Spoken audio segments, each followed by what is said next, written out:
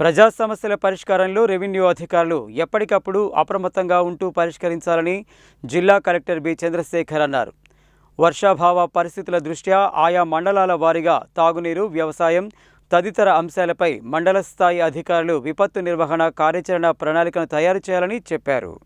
శనివారం జిల్లా collector B Chandrasekhar ఉదయాదిత్య భవన్లో రెవెన్యూ అధికారులతో వివిధ అంశాలపై సమీక్షించారు. వర్షాభావ పరిస్థితుల దృష్ట్యా ఆయా మండలాల వారీగా తాగునీరు, వ్యవసాయం తదితర అంశాలపై మండల స్థాయి అధికారులు విపత్తు నిర్వహణ కార్యాచరణ ప్రణాళికను తయారు చేయాలని చెప్పారు. ప్రజలు, పాఠశాలలు, ప్రభుత్వ సంస్థలలో తాగునీటి సమస్య లేకుండా చూడాలని, అవసరమైతే తాగునీటిని సరఫరా చేసేందుకు సిద్ధంగా ఉండాలని ఆదేశించారు. సమస్యల పరిష్కారంలో ఎప్పటికప్పుడు స్థానిక ప్రజలు, మీడియా, ప్రజాప్రతినిధులతో చర్చిస్తూ విపత్కర పరిస్థితుల్లో ప్రజలు ఇబ్బందులు పడకుండా చూడాలన్నారు. ఎక్కడైనా సమస్యలు ఉత్పన్నమైతే వెంటనే తమ దృష్టికి తీసుకురావాలని, ఆర్డీఓలు ఈ అంశాలపై ప్రత్యేక దృష్టి కేంద్రీకరించాలన్నారు. ఓటరు జాబితా ప్రత్యేక సమగ్ర సవరణపై మాట్లాడుతూ రానున్న 1-2 రోజుల్లో 90% మ్యాపింగ్ పూర్తి చేయాలని, చివరి వరకు వేచి చూడకుండా మ్యాపింగ్ పూర్తి చేయాలన్నారు. ఈ నెలాఖరు నాటికి భూభారతి దరఖాస్తులను పరిష్కరించాలని, జూన్ 15 వరకు ఉన్న అన్ని దరఖాస్తులను పరిష్కరించేందుకు చర్యలు తీసుకోవాలన్నారు.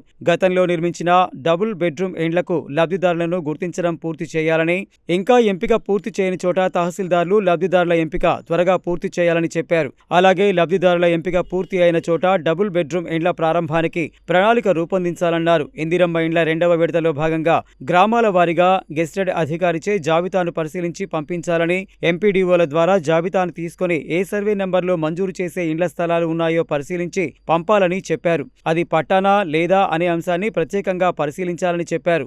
జిల్లాలో ప్రభుత్వ పాఠశాలల్లో చదివే ప్రతి విద్యార్థికి Aadhaar card, residential birth certificate, కులం ధ్రువపత్రాలను ఇచ్చేందుకు నిర్ణయించడం జరిగిందని, ఈ విషయంపై మండల తహసీల్దార్లు ప్రత్యేక దృష్టి కేంద్రీకరించి ఎలాంటి ఇబ్బందులు పడకుండా ధ్రువపత్రాలు జారీ చేయాలన్నారు. ఎస్సీ, ఎస్టీ కమిషన్ కేసులు, లోకాయుక్త కేసులు, హెచ్ఆర్సీ కేసులు, కోర్టు కేసులను సాధ్యమైనంత త్వరగా పరిష్కరించాలని చెప్పారు. వివిధ ప్రభుత్వ సంస్థలకు భూమి కేటాయింపుపై కూడా తహసీల్దార్లు ప్రత్యేక దృష్టి కేంద్రీకరించాలని చెప్పారు. రాష్ట్ర ప్రభుత్వ ఆదేశాల మేరకు చేపట్టిన భూముల రీసర్వే కార్యక్రమాన్ని పకడ్బందీగా నిర్వహించాలని, ఎలాంటి తప్పులకు ఆస్కారం ఇవ్వవద్దని, ఎన్నికల మాదిరిగానే రీసర్వే నిర్వహించాలని ఆదేశించారు. రెవెన్యూ అదనపు collector J Srinivas, survey land records శాఖ డిప్యూటీ డైరెక్టర్ చాంద్ పాషా, ఆర్డీఓలు Y Ashok Reddy, Ramana Reddy, Sridevi, survey land records AD Devaraj తదితరులు హాజరయ్యారు.